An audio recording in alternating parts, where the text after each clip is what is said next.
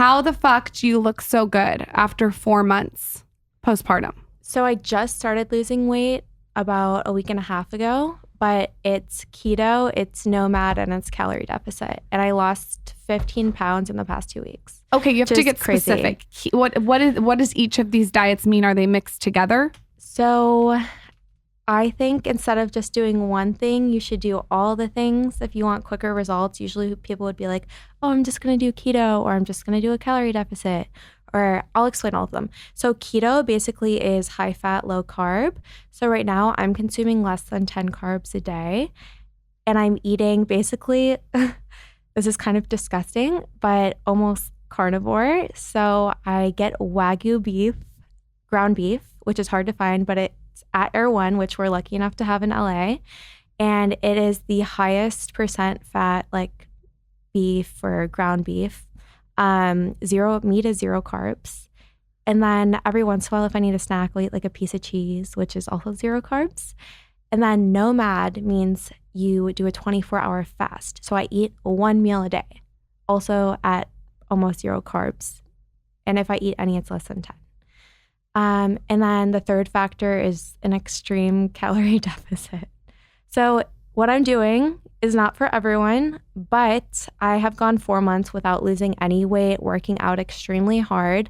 However, I was always super skinny, so I never really understood what you have to do to lose weight. So this has been a learning experience for me. I finally got a Fitbit, and I'm like tracking my calories. I used to just shove my face and eat whatever I want. It's not for everyone, but it does work. And I think keto and fasting, intermittent fasting, is extremely good. Have you got your hormones checked? I have. I always was telling Beck, I'm like, I think my thyroid's broken. I think like, no, I was just eating 3 pounds of dates a day. Oh, I love dates. They're so good. I know. Oh. So many carbs, and it shoots your insulin up because they're so sugary. But once I get to my goal weight, I told my friends we're having a date party. We're getting a huge pile of dates, peanut butter, cashews, chocolate, and I'm going in. You know what I appreciate about you? In Hollywood, if you ask someone how they lose the baby weight, they're like, I'm chasing my kid around and I'm breastfeeding. And I breastfed and I didn't move a pound. And it was so frustrating because I'd been told by like all these celebrities that all you have to do is breastfeed.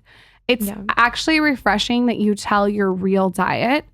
Yeah. Because everyone lies. Well, that's the thing about me is I am like so honest. Like I can't lie. I'm actually like too honest. I can't keep surprises. Like it's bad. So now that you've had a baby, what's changed? And I would love to know what's changed during the pregnancy and what's changed after. Oh my gosh. I'm a completely different person after having my baby. It's honestly, so my pregnancy was just awful. And I feel for you so much right now being pregnant. Mentally and physically, my pregnancy was awful. The entire time or towards the end? So I had I first found out that I was pregnant, super excited. I always wanted a baby. And then I was like, I'm going to celebrate this. Me and my friend, we went to Hawaii, and one of my dogs ended up having a tragic accident and passing away, like a really tragic death. Oh. And it kicked off this massive just depression. And I think the hormones from the pregnancy, it was a depression that I had never felt in my entire life. And I just spent my entire pregnancy in bed.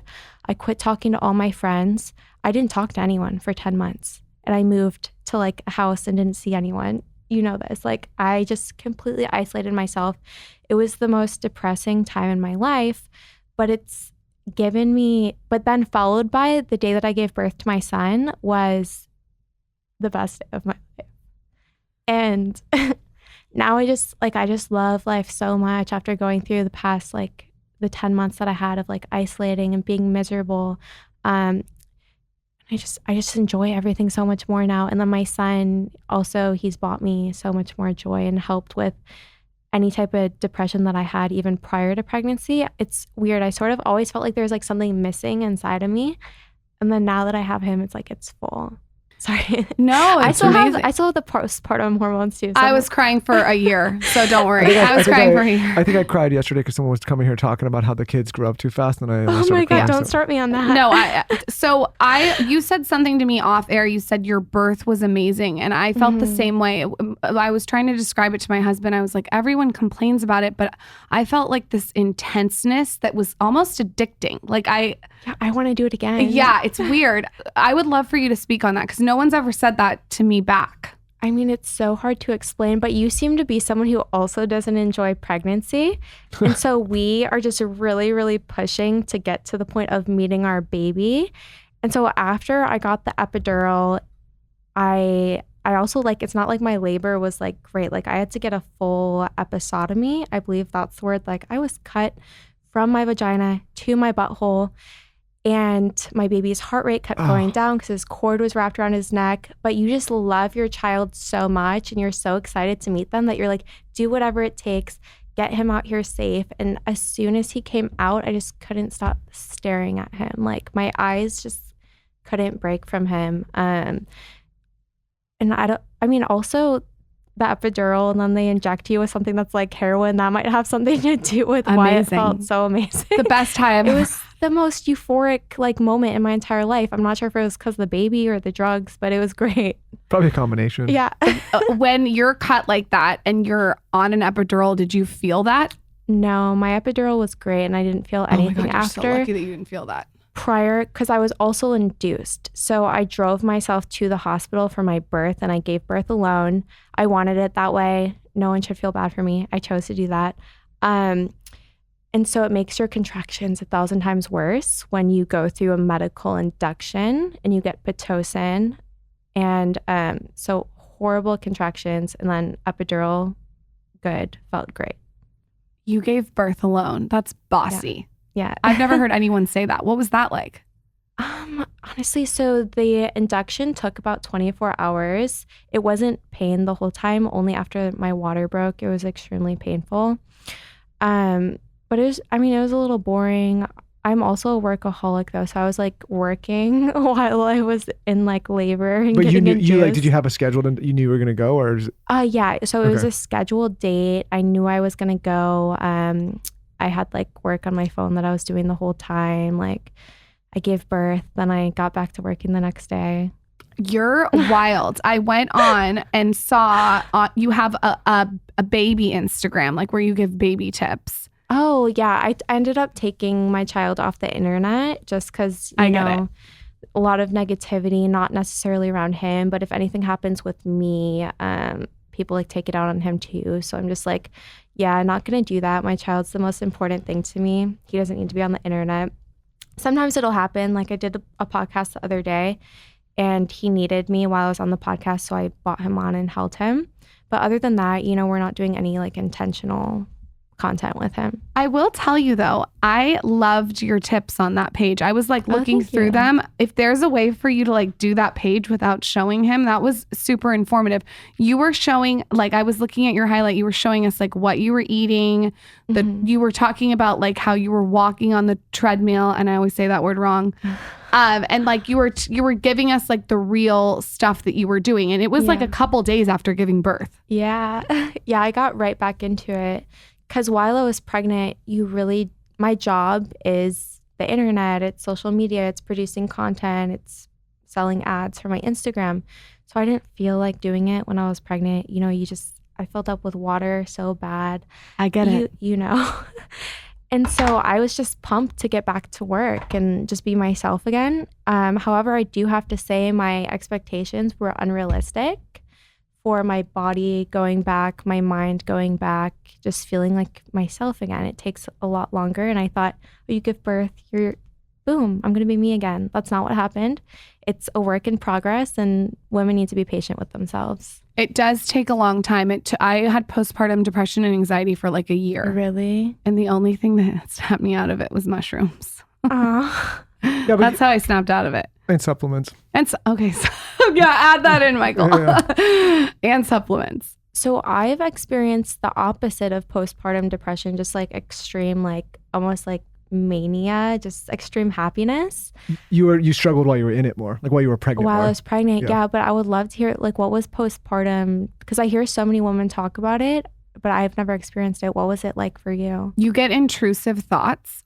So like I would be in the kitchen and there'd be knives on the table and you think, oh, what if the fall knife? on my baby? Yeah. Oh wait, I had those types of thoughts. That's a little bit of postpartum and you can't shake anxiety. them, and it's like a fog. And I remember we rented this house for a period of time, and it was like one of the happiest times, at least for like us and our child and what we were doing.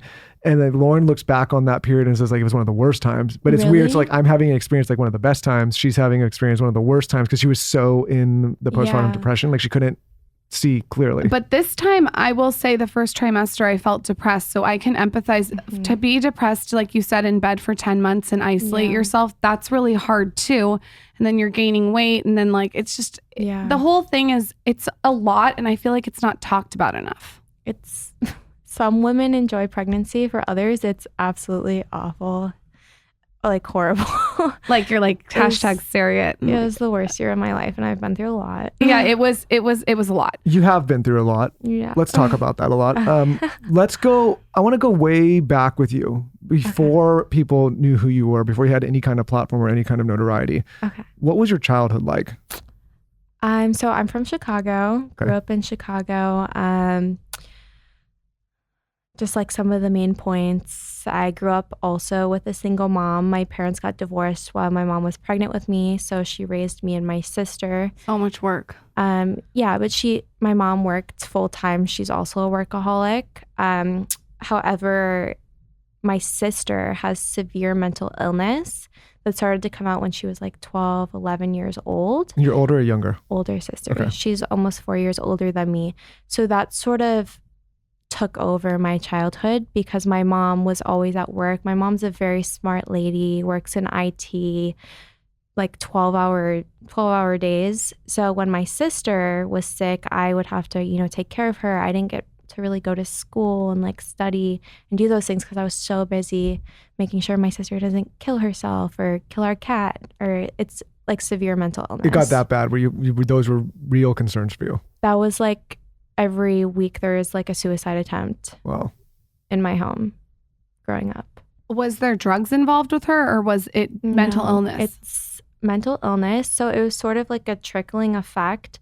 First, she had symptoms of like pulling out her eyelashes and eyebrows. It's called trichotillomania. We thought, no one really knew what it was in my family. We're like, this is weird. As a child, seeing that as well, it was very scary. I thought she looked like a monster. And I didn't want to look at my sister. And then next, she developed an eating disorder, anorexia and bulimia. And so my parents are like concerned at this point. They're like, okay, she's pulling out her hair. She's not eating. She looks very strange. No offense to her. And then came the suicide attempts. And then that's when they were like, okay, this girl needs to go to the hospital. Got diagnosed as bipolar first. And then after 18, she just really disassociated and started, it was obvious that it was schizophrenia at that point. So what triggers that? Is that something that happens from trauma when you're little, or is it just something that's hereditary? I think that you have to have either the chemical imbalance or something. Not a scientist, but it already has to be the way that your brain is wired or a chemical imbalance. And then it can be triggered by traumatic events.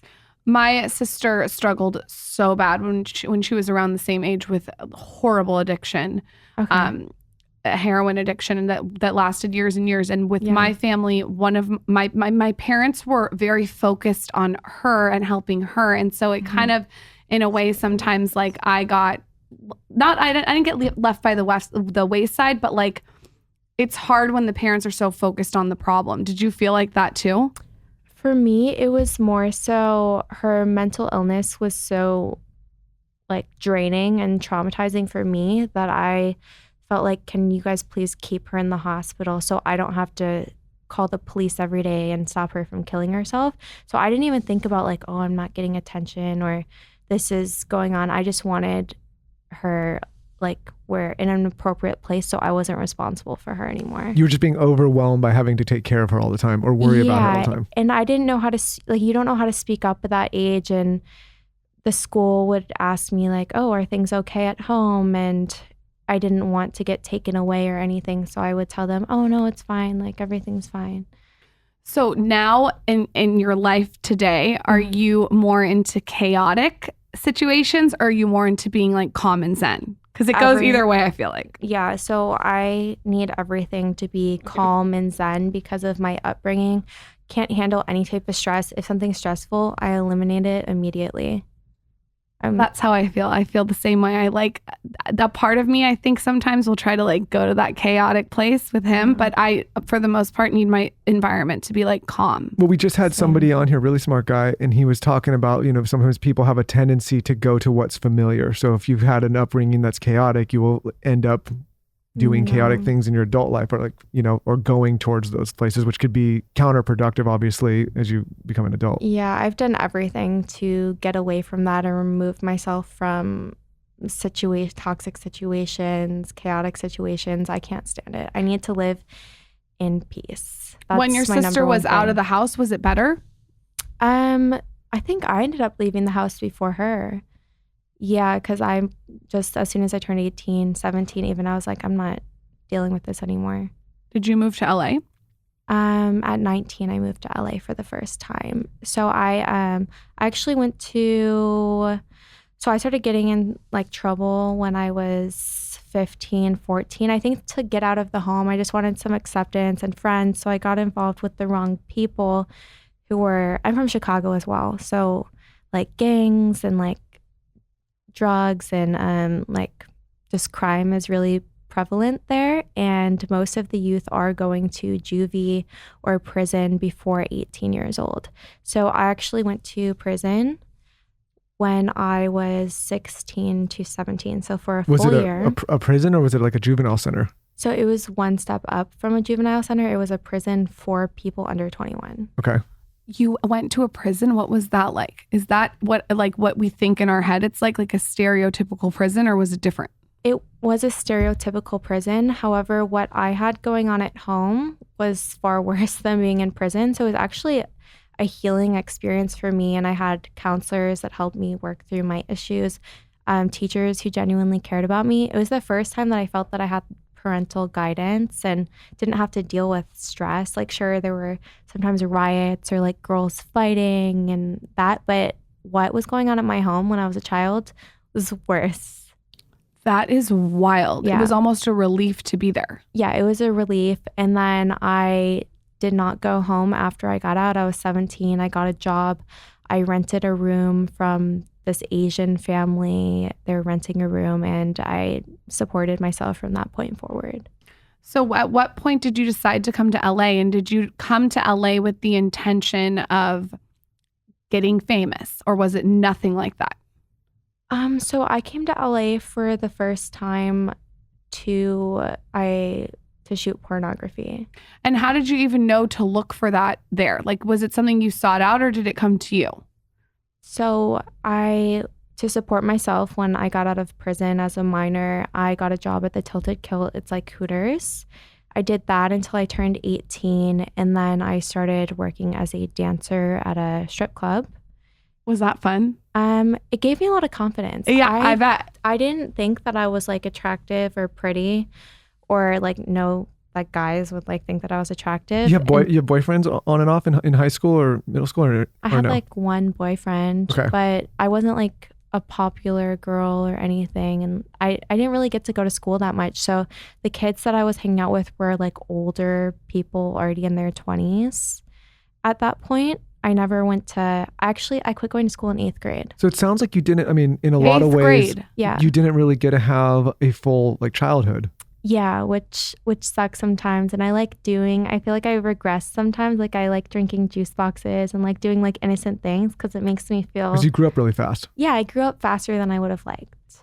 8th grade, you stopped going to school. Mm-hmm. So when you also went to jail, you also got the education too aspect. Yeah, they were like, here's a high school equivalency test. I took that. I passed at college level. it's pretty impressive, and we're going to get to this, that you stopped school in 8th grade and you've built this massive like empire, and it's business and everything. I mean, that's pretty cool, inspiring for someone who, maybe someone's listening who dropped out of school. Well, it sounds like, I mean, like the path hasn't always been the easiest path, but you've figured out how to find success even amongst all of this chaos, which I think is interesting. Yeah, I've always been extremely resilient and just, I think from all the struggle, tenacious. So when I want something, I go and get it. Obviously, with risk, I'm never one to step on anyone's toes. I work very hard for everything that I have. She knows, my manager is here, like I'm a very hard worker.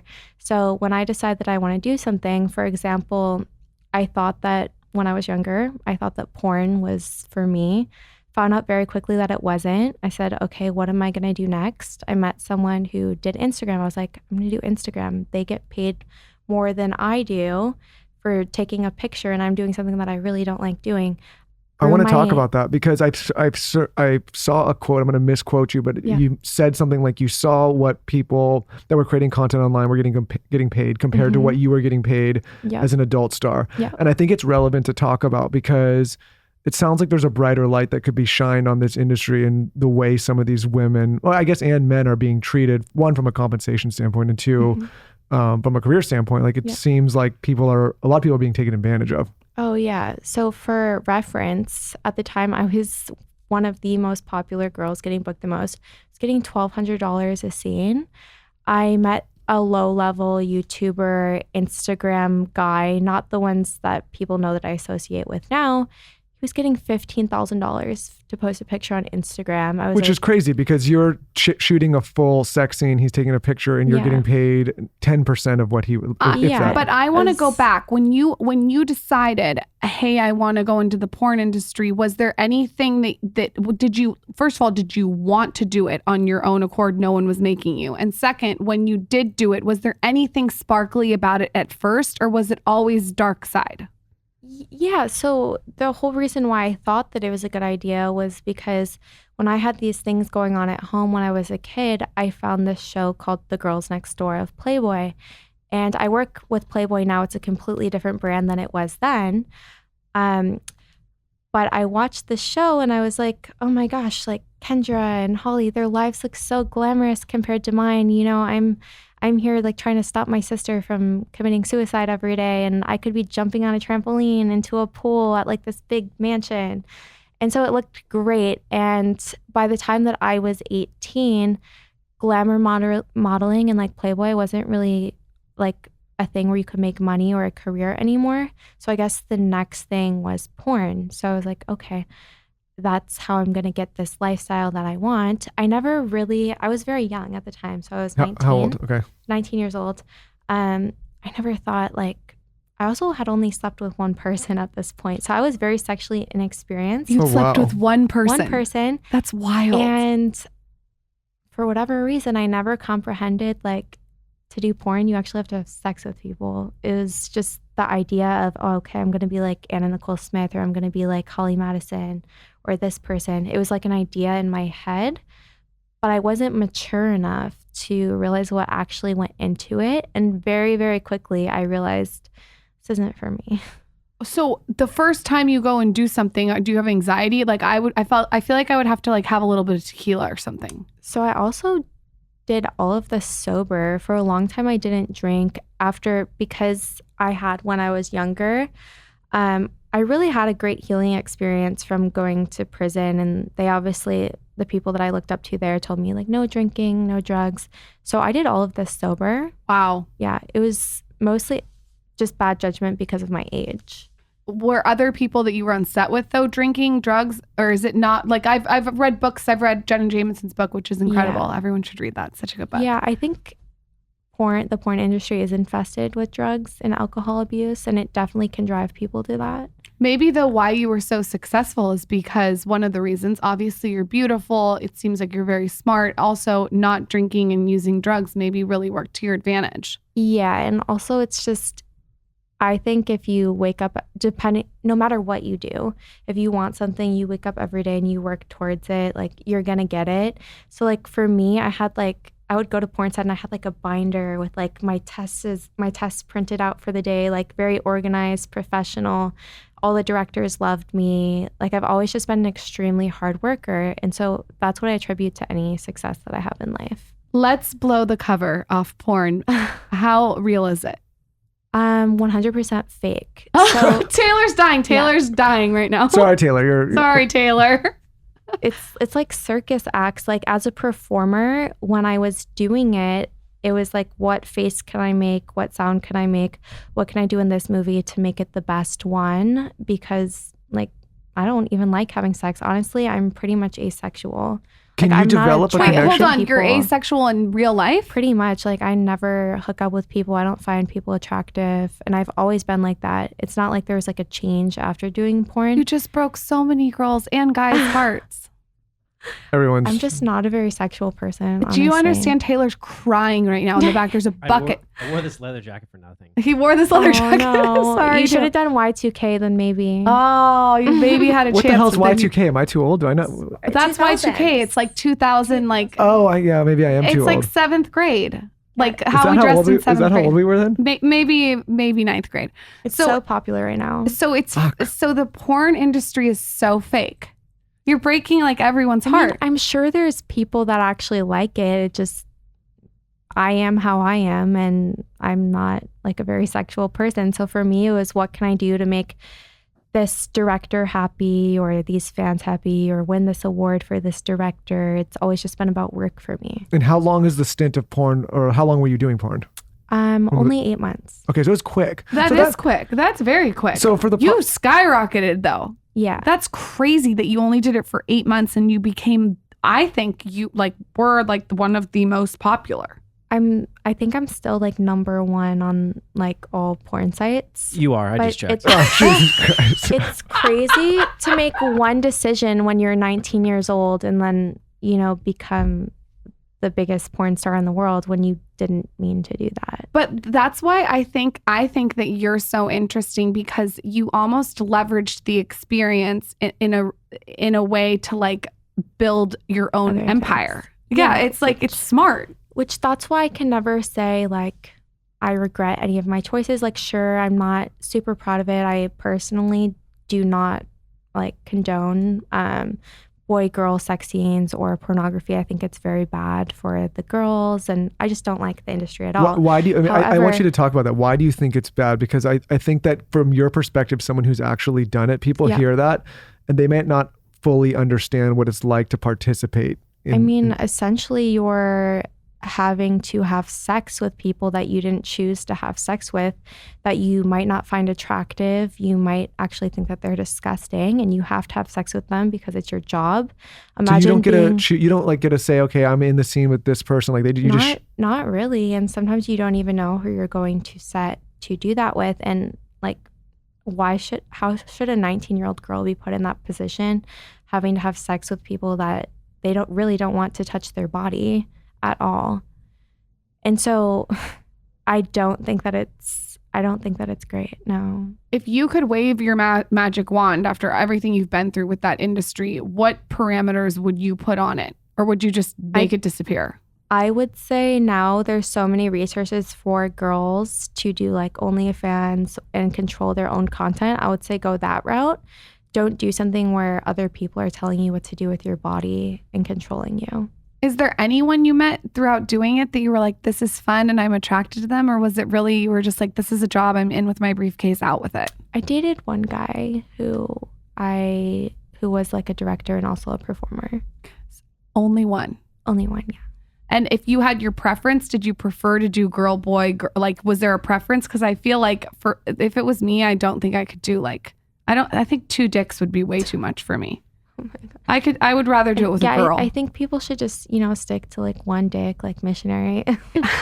Missionary is underrated. Missionary is the best position. Missionary is an underrated position. Taylor, did you hear that? See? Boys, I just want to let you know. I love missionary. See, we're out here trying to get too fancy. Yeah, you guys do get a little fancy. Keep it simple. Yeah, missionary is like really nice for the girl. I like missionary. Yeah, I'm sure you like everything, but I'm just saying missionary is like, That's how you got her in this position. Yeah, I know that's why we're at number 2. So is there anything else, if you could shine a light on that industry, on the dark side of it? Maybe shine a light isn't the right word, but showcase like the dark side of it that you would point to, maybe point out to people that they don't know? Just, I feel that a lot of girls, like my younger self, see, they could even look at me on Instagram now and be like, oh, I want to be like her. This is what she did to get where she is. There's so many other ways. I really believe that if you can make it on social media, you can make it on Instagram, you can make it on TV. Like you don't need to do porn to do that because you probably won't make it in porn either. I've had so many friends and girlfriends who thought porn was a good idea and they don't end up with the same outcome as me.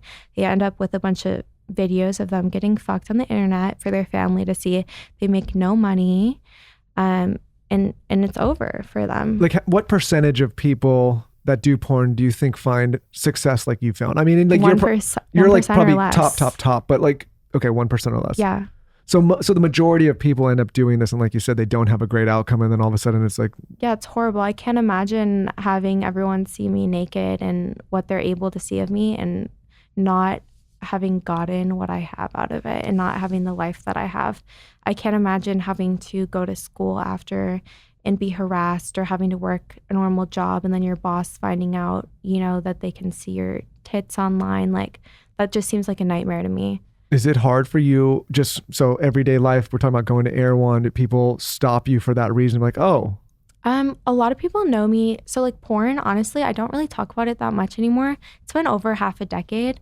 So a lot of it's like, oh, we seen you in the vlog. We seen you in the podcast. They know you for other things Yeah, now. I feel like I know you from like YouTube. Yeah. So people know me in a lot more like PG-13 way now. Like influencer-y, but you're like saying a top tier influencer. You're saying some of these other girls that haven't found that, like that's basically what they get known for. Yeah. Like I can't imagine having to deal with that and then also having to live like a normal life when you thought you were going to get success. And for me, I'm lucky because if I'm in a position or I'm around people that I don't want to be around because they treat me a certain way because of my past, I can just be like, sorry, not messing with you. Yeah. Like I'm in an extremely well position in my life to do whatever I want, have my baby, do the jobs that I want now, work in clothing. But going back to porn, I don't think that it's good for anyone. They should make it illegal. Wow. Yeah. You know what though? It's honest. Yeah. Was the epiphany for you to get out of porn when that person told you how much they were making on Instagram? Was that your final straw? Yeah, I already wanted to quit. I just didn't know how to say no. Yeah. And then I met this guy and I was like, okay, this is a way out. I'm going to do what he did. And I essentially grew an Instagram account from 0 followers. I started one to, I think like 8 million. And then I met Logan and Mike. I started doing YouTube and then obviously took off even more from there. And now, just so if you guys are wondering, she's at 16 million followers on Instagram, which is absolutely wild. And it just came from like one thought of, okay, I'm going to quit porn and I want to become an influencer. And then it's turned into something much more. I'm a business owner now. I'm doing so much. I don't even have to post on Instagram anymore to make money. So, and for this audience, when you say Logan Paul and his manager Mike, and Mike's not his manager. What is it? What are they? They're like best friends. Then are we old? Listen, imagine that I'm like 8,000 years old almost. So I'm like, so Logan Paul, know who he is. Mike, I thought he was a manager. I don't know what he is. Friend. No, yeah, they were like friends and they lived together. And then Mike had a YouTube channel and we turned it into a couples channel and it really blew up. He got super famous from it. I got more accepted in a mainstream way from it. So it was really a mutual collaboration. So people stopped looking at you as that version of yourself and it's like, okay, you're a digital content creator. Yes. Okay. So when you hopped into doing influencing, did you like it right away? It was more so, okay, I need to reach this goal on my Instagram and then I'll get a brand deal. And it just sort of kept going from there. And at first it was just like, I would love to get sponsored by Fashion Nova.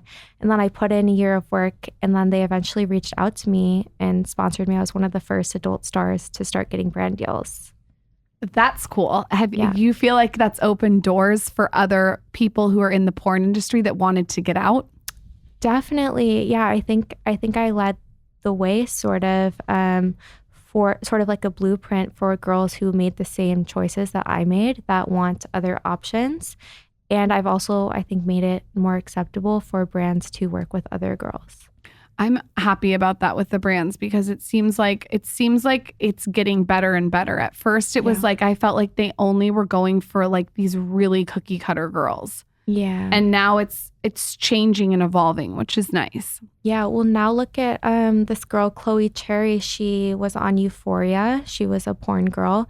Now she's walking in all the runway shows at Fashion Week, getting covers. Like, I think the world is starting to be more accepting of past and present sex workers, which is great because a lot of these girls, they're 18, 19 years old. They don't know what they're doing, and they're making a lifelong decision, and they don't deserve to be punished for that for the rest of their life. No, I can see how you would fall into that at a young age. It makes sense, especially when you're 18 and $1,200 when you're 18. When I was 18, that was a lot of money. $100 was a lot. How hard is it to leave? Like say, and I mean, not just make the decision to leave, but to actually leave. Like, cause some of these girls are so young, and I'm sure there's people making decisions in that world that, sometimes make it harder for these women to just kind of just like, it's not like just quitting a job. Someone wants to quit this office, like, yeah, okay, bye, see you.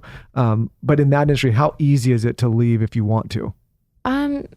So you have like what's it called? It's not a manager, it's a agent. And if you're like a popular girl like I was, you have months and months booked up and you're like, I want to quit. They're like, you can't quit. We have this many shoots. You're like letting everyone down. So like they put a lot of pressure on you, but you have to be your own best advocate, which also is really hard for girls in that age range to say no. I feel like that's just a woman issue in general. You're not really taught from a young age how to say no, especially to older men. And a lot of girls just, even outside of that industry, I noticed the same thing with. It's a universal issue among women just not being taught how to be their best advocate at a young age and say no. I heard somewhere, and I don't know if this is true, that you took the money that you've made from porn and you grew it and you invested properly. Is that true or is that not true? I really didn't have any money when I quit porn. I had less than $100,000. Maybe I heard after you did porn that you started in letting your money work for you. That's what really interesting because so you could be the number one at the top in that wild. space and quit and still not be anywhere near what some of the people in the just entry level positions of this field could that be. Is so that is so crazy to me. Like, and we're talking like, I mean, how many views total do you think your work's brought in? I mean, billions. Like, I honestly think people should get paid per view. Like how Friends gets paid. Friends gets paid for reruns. Like, why? That's not fair. Someone needs to like advocate for this profession. Well, I more. think what's happened is, like you said, platforms like OnlyFans have kind of put some of the monetary incentive back in the hands of individuals. It's power back into the girls, which is, I think, excellent. Those websites with their subscriptions, they make all the money continuously off of the work that everyone else does. Yeah. And you're just paid a flat rate, right? That's true. Aren't you a subscriber? Yeah, Taylor, what are you doing? Yeah, of course. I've dabbled in hundreds. You've dabbled. Yeah. His mouse and his mouse pad's ruined because he's scrolled so much. But that is sad. I've always thought about that it's the work everybody that makes the scenes, the guys and the girls, they're the draw to everybody to paying for these sites, but then you get paid potatoes, or is it beans? Well, I don't know. You get paid nothing compared to what whoever the owner of the websites are. Yeah. OnlyFans. Tell me about OnlyFans, how girls can use it to their advantage in this day and age. Like, what would you recommend? And how do you use it?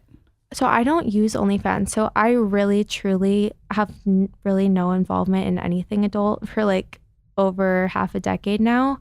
However, I am part owner in Playboy's new platform called Centerfolds. It's a similar type thing, just we don't allow like sex or penetration. You can show like nudity. It's very tasteful. So I'm happy to be a part of that with Playboy and Centerfolds. I really can't give any advice on OnlyFans because I never really was. It was kind of like a joke on YouTube that I was like an OnlyFans girl for like the vlogs and stuff. But I don't like even post nudes or anything. But you just think that if girls are thinking about potentially going down the porn path, you would steer them towards that path instead? Yeah, I think that's definitely a lot better. in case they change their mind, and also just being in charge of yourself and your own money and your body. Michael was telling me that the Cash Me Outside girl made $56 million from OnlyFans last year. Is that correct? Really? Yeah, so I was quitting the show and I'm going over there. What's wild to me is that if you were on OnlyFans, like the amount of money that you can make is crazy, but it's so cool that you're advocating for Centerfold. That's the Playboy. Yeah. Is it an app? So in the Apple App Store, they don't allow any type of nudity or adult content. Okay. So OnlyFans used to have an app, but then it was like Apple was like, no way, Jose, this is for children. Like the App Store is for children, basically. So it's not an app; it's a website, just like OnlyFans. You subscribe. We've got Cardi B on there. We've got Amber Rose, Amanda Cerny, like tons of celebrities, basically. That's cool. Yeah. And smaller creators. What are things in your business now that people wouldn't know about you? Because I think you're very multifaceted when it comes to business. What are some things that you do that people would be like surprised? I'm dabbling a lot in clothing this year. So Playboy also owns a few companies that a lot of girls know, like Honey Burdette, Yandy. So I've designed lingerie lines for Yandy. We have other stuff coming up this year. I'm also developing my own swimwear line. Might be doing something in like the world of keto when it comes to diet. So yeah, I do a lot. I love creating products, whether it's clothing, lingerie, swimsuits, toys, food. For me, just being creative in any way is exciting for me, and bringing new things into the world. And as a mother, what is your day-to-day, like your morning routine, your nighttime routine? Do you do anything super wellnessy? You obviously eat very clean. Yeah. So being a mom, my baby is probably the chillest baby in the world. He doesn't cry unless he's hungry. We're on a very loose schedule. I know some moms are like, oh, he needs a nap at this time. The only thing that we do at particular times is feeding, but he usually lets me know when he wants to eat, which is like every 3 hours. So I'm just like, I let him do whatever he wants. We don't really have a schedule. He'll usually fall asleep at 9 p.m. If he doesn't, that's fine. We'll watch a movie together. My baby's like an adult already. He's awesome. We're the same way. We don't really have a schedule. Yeah. It's just easier to just treat him kind of with an energy of an adult. I know what you're saying. Yeah, the babies like it when you treat them like an adult and like respect them. That's one thing that I think too that I'm really passionate about is I feel in America and even other countries, children are almost treated like third-class citizens. They don't get to make their own choices. And so for me, it's really important. Besides my son's education, I want him to be extremely educated and set him up for being an adult. But other than that, he can make all of his own choices, because I felt that I wouldn't have been in the situations that I was in as a child if like our opinions were respected. If I was able to say, hey, I shouldn't have to be around my sister when she's acting like this, but no one respected that. It was just, you're a child, you're doing this. And so for my son, I just want to treat him like he's already an adult and he can make all his own choices, even though he's only 4 months old. Besides education, like for me, if my son like does something bad, I'll be like, you can come out of your room after you learn the French alphabet. Like I just care about him being set up for life as an adult, and that's it. Well, it sounds like in a lot of ways in your childhood, you were treated like a child, but then put in positions where you had to be an adult. Yeah, that's no fun. No, that's no fun. I think that also I saw something on your Instagram where you're like bringing him to restaurants. We're the same way. It's like, yeah, in my opinion, if you create all of these parameters around it, like giving them choices and bringing them into your environment instead of adapting to their environment. Yeah. For me, listen, everyone's different. You got to do what works for you. But for me, that's what works best for us. Well, too. Our attitude was like our child was coming into our life. Like we weren't going to create a whole new life around. I mean, we are. Obviously, we're parents. We create a new life. But meaning like she is going to come to dinners with us. She's going to travel with us. She's going to, I think it's so much better for the child as well. That's partly why my baby is so like great in every environment, can take him anywhere, because I have been since he was a week old. We flew to London when he was a month old. We went to a 3 Michelin star restaurant, and all the chefs at the chef's table were holding him, and like we took pictures. He's been everywhere already, and I get so many compliments because he's so good. And I think it's the exposure. 100%. And people are like, oh, it's a pandemic right now. Your baby shouldn't be on a flight at this age or shouldn't go to the restaurant. He's never been sick. I had a baby in January 2020. Mine's a January baby too, but 22. 22. Okay, so is that Aquarius? Cappy. Okay. Yeah. Zaza's an Aquarius. Maybe they can date one day. But everyone was like, you're crazy because the pandemic hit in March. And we were just like traveling and living life normally. Yeah, you got to build the immune system. Yeah, that's what I think too. Building the immune system. And I know myself, I have type O positive blood. My son does as well. It supposedly has we have the same blood, all of us. Better built-in immunity, so you don't get sick as often. Also, don't quote me on this, but I have read articles that it makes it harder for you to catch the coronavirus. So I just personally wasn't really worried. I got the vaccines while I was pregnant to give him the antibodies, and we're good. Well, you know what? The great thing about living in America is you can raise your kid how you want to raise your kid. And anyone who's judgy about it can and everyone else can yell about it. And everyone else can yell about it. Yeah. What are some things that you do throughout the week for your business? Meaning, are you creating content on Tuesdays and shooting videos on Wednesdays? Are you doing conference calls on Thursdays? How do you structure your week? I work like a psycho. So I pretty much I wake up at like 6:30. I'm obsessed with organizing things like in keynotes. And so I just hired a new assistant, but I'll wake up and I'll give her all her tasks for the day and I put it in like a collaborator's keynote. Then I drive to a meeting, then I have another meeting. I literally go from like 6 a.m. to 9 p.m. when I go to sleep. And I try to bring Milo, my baby, everywhere with me. He didn't get to come to this today just because I had a photo shoot right before and I couldn't get him ready in time to bring with. That is crazy that you go that long and you're like doing your diet at the same time. It makes it easier. Oh, that makes sense because you're busy. Yeah, otherwise I'd be shoving my face with dates. You know what? I had 3 dates this morning and now They help with labor, right? They're supposed to induce labor. So you've been eating so many dates? Yes. You didn't know? They make it. Can I be honest? I didn't. Put cashews in them. So good. Oh, with a piece of Hue chocolate on top. I didn't even know better. Dates were a thing until like 6 years ago. Dates are full of magnesium and potassium, but you are right. Like they do pack on the pounds. They do because it shoots up your insulin levels because there's so much sugar. They're so good. Please don't remind me.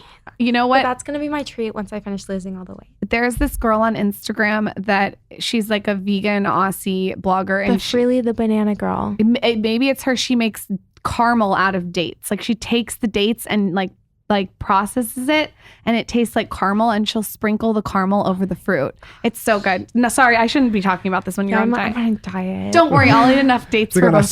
Super intense diet. Yeah. Favorite thing in the world is dates. Jeez. I know, and I'm talking about caramel dates. Sorry. I remember this girl maybe like 10 years ago who was on Instagram and she was like on this fruit diet and all that she used to eat was like bananas and dates. And now like seeing how I couldn't lose weight while eating like fruits, I'm like, how is she so skinny?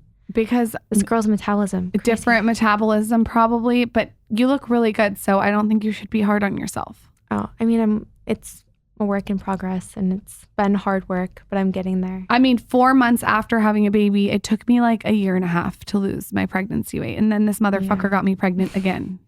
How do you think that feels? You literally work your ass off to get back in fighting shape. Yeah. And he comes around me and it's like, oh, here we go again. That's what happened again because you started looking too good. Oh. Yeah, I was chasing her down. Listen, there was a moment in time there when I wasn't stopping. No, you weren't leaving me alone. It was like, it was annoying. And now like you don't have to do any of the heavy lifting. I have to do everything. I didn't make the rules. He complained about his hair hurting the other day. Well, it wasn't my hair. It was under my head, but his hair hurt, and then also the rain was making him feel like the rain was a little I would run achy. you over with my car if I was pregnant and you were complaining about that. A girl did that to me one time. Really? That would be me. I'd drive over you with my Bronco. I flipped over the windshield though. I survived.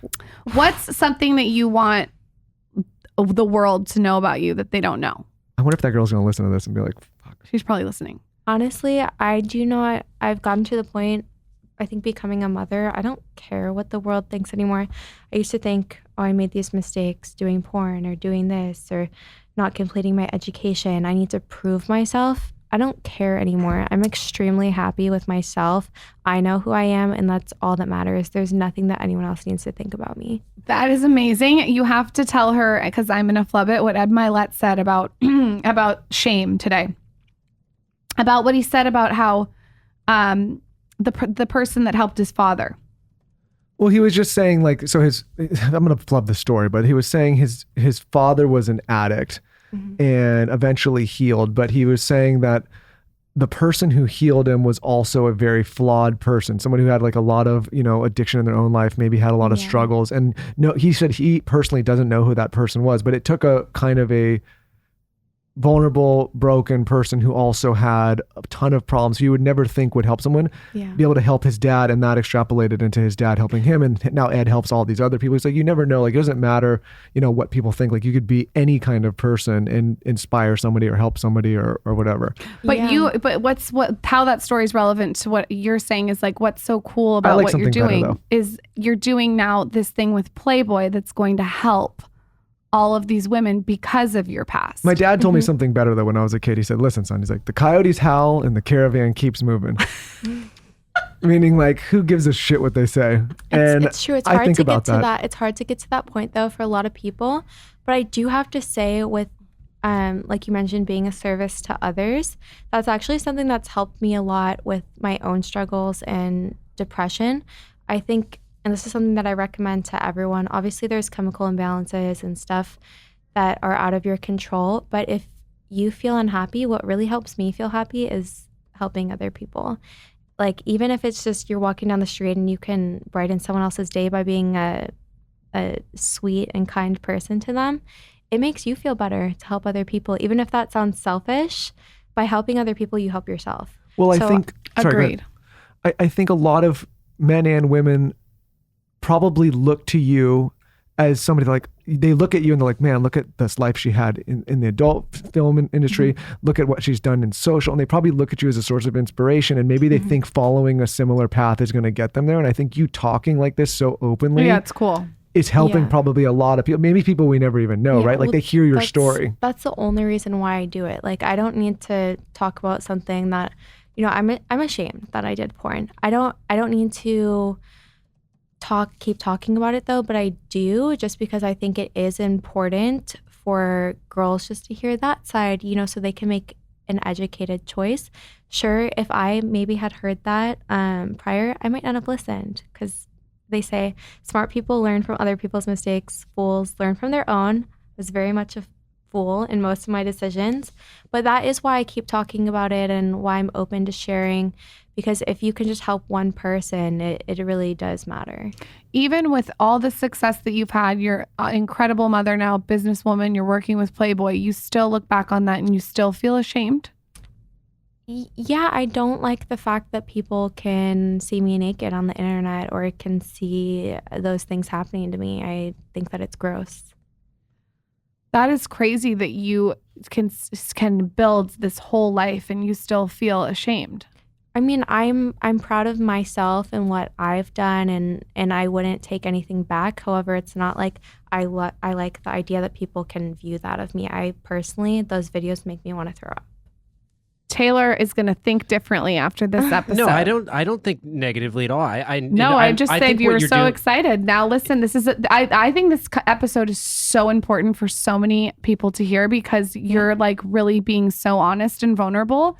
And I also think, and maybe you could leave us with this, what would you tell the men that are consuming, like Taylor, the porn? Like, what does that do?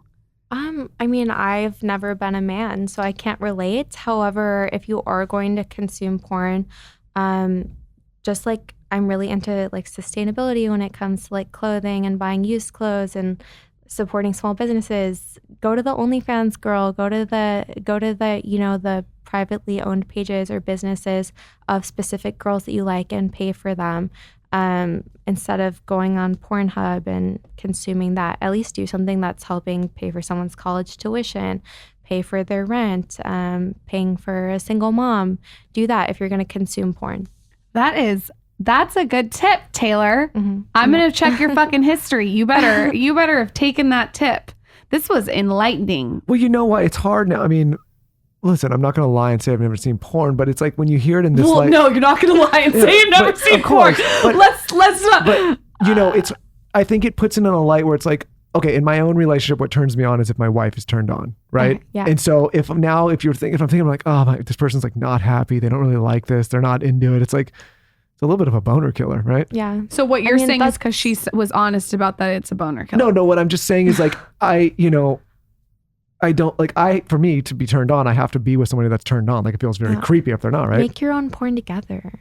Yeah. Let's put it on OnlyFans. Wait, we can't put it on Centerfold. No, only nudity. If you ever want a Centerfold shoot, we'll shoot you like beautiful, classy nudes if you want. I would love a beautiful or implieds. I personally like implieds. And I think that guys spend more money on girls who like make classy content. What's implieds? Like it doesn't show nipples or like any of that. That's I agree with you. I like the tease of it. Yeah, like I like 100%. When girls are like nude and beautiful, but it doesn't show anything derogatory. And those girls actually make the most money. Huh. Mm-hmm. Maybe that's a new career choice. Yeah. Does anyone want to see me doing implieds pregnant? I could do implieds pregnant. Lauren made me a book once. I have it. I did. I made you a sexy book. I made him for our wedding. Don't get any ideas back there, Taylor. You're never seeing the book. I gave him a huge box and it said your masturbation kit. Oh. And then on it says it's over for you, and it's just pictures of myself naked. If I ever have a boyfriend, I'm stealing that idea. You got to do a masturbation kit, and it had coconut oil, woo lube in it, and like all. Where did you get this idea from? That's genius. I just felt like, you know what? We're getting married. Here's your masturbation kit for the rest of your fucking life. For the rest of your life. Yeah. And here we are. Lauren's just theatrical. She always does things like that. Yeah, I am theatrical. Yeah, she's very dramatic. There's always something. I never know what I'm going to get. It's just keeps me on my feet. It exciting. You're my inspiration post-pregnancy, the nomad, the keto, and the carnivore. Yes, girl. Just text me if you need advice on anything. Wagyu beef. Yeah, from Ear One. It has like 30 grams of fat in it and 30 grams of protein. It's the best thing. And there's also put olive oil all over it. It's great for your brain. The MCT oil from Bulletproof, they have a really good one. It's good for your brain. For me, I really balance out each macro and nutritional value so that I can eat the smallest amount of calories and get everything that I need within one meal and within a small amount of calories. So when you get to the weight you want to be and you go back to eating normal, how will you implement stuff into your diet without it like shocking your system? So maintenance is way easier than losing weight. I think for 120 pounds, which is what I want to be, I could have 1,500 calories a day. Right now I'm eating, I don't even know if it's appropriate to say because I don't want to encourage other people to be as strict as I am right now. Maintenance is easy, and I actually prefer to eat healthy, and I will continue mostly keto after because I believe that it's been beneficial to my brain and my body. I mean, here's my thing with talking about this. People get mad if you don't tell the full story, and then they get mad if you do tell the full story. And a great example of this is Kim Kardashian just trying to fit into Marilyn Monroe's dress. Yeah. First of all, if someone told me that I could wear Marilyn Monroe's dress, do anything to get and by the way, look, no one gives anyone shit for a movie role. Mm-hmm. Like, if Angelina Jolie has to lose weight for a movie role, no one's giving her shit. Yeah. So essentially that was like kind of like a movie role. For me personally, I'd rather hear the real truth about what people are really doing than hear like I breastfed and was chasing around a kid. Yeah. Well, the thing is though, not everyone is going to eat 600 to 800 calories a day and get the right nutrition. So I can't be like, oh, it's fine to only eat 600 or 800 calories a day, because they're not going to make sure that they have the right nutrients in it. They're not going to make sure that they have the right macros of fat and protein. For me, I'm like very specific, and I'm also very educated on it. So I don't want to say that it's okay to only eat that amount unless you know that your body is well enough for it and you've done the research to get the very specific nutrients that you need, because that is a very small amount of calories to eat a day. Like I always say on this podcast, we are not doctors. Yes. No one's a doctor. Go do your own research. Be your own guru. Be your own advocate. I've read a couple medical books, and now I'm going to start calling myself one. Okay. I'm going to just put that out there. When we film our adult film situation, you can be a doctor. I got some pretty shaky hands, though, so I don't know if I can film that well. That's true. Okay. So where can we find your podcast that's coming out? Pimp Yourself Out. Tell us about the podcast. What can we expect from that?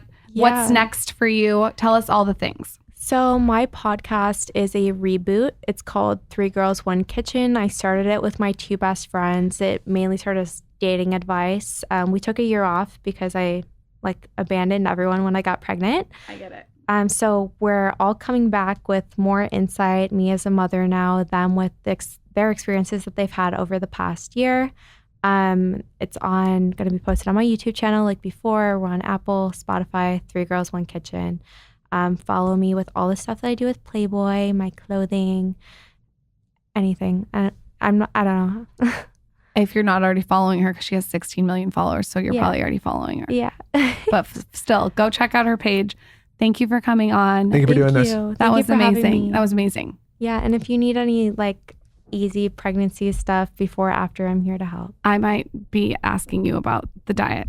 Yes. All right. Thank you, guys.